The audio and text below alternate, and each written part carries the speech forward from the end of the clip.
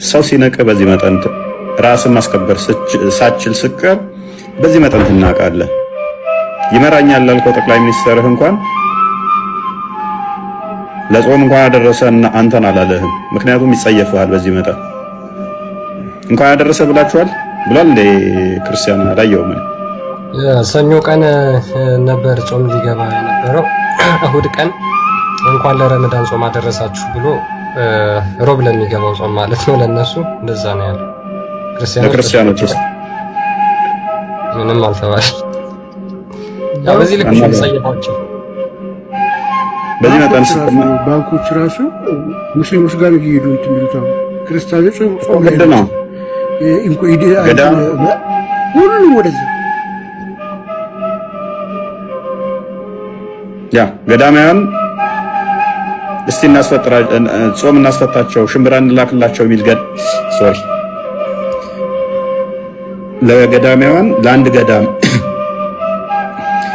ከጾማቸው በኋላ ሽምብራ መግዣ ልላክላቸው የሚል ገዳም ገጥሞ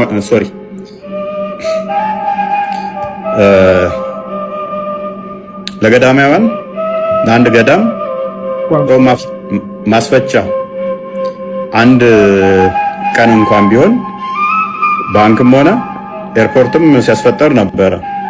አንድ ቀን እንኳን ለአንድ ገዳም እንኳን የሽምብራ መግዣ አንድ ኩንታል ሽምብራ ልላክላቸው ያለ ገጥሟቸዋል። ይንቋቸዋል፣ ጸየፏቸዋል።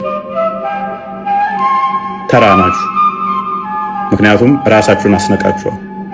ራሳችሁን ያስናቃችሁት የምትገኙበት፣ የምትውሉበት፣ የምታደርጉት እንድትሰደቡ፣ እንድትናቁ፣ እንዲጸየፏችሁ አደረጋችሁ።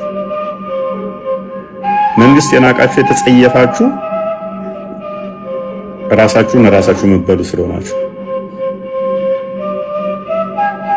ልክስክሶች ስለሆናችሁ፣ ሆዳሞች ስለሆናችሁ አያችሁ፣ ናቃችሁ።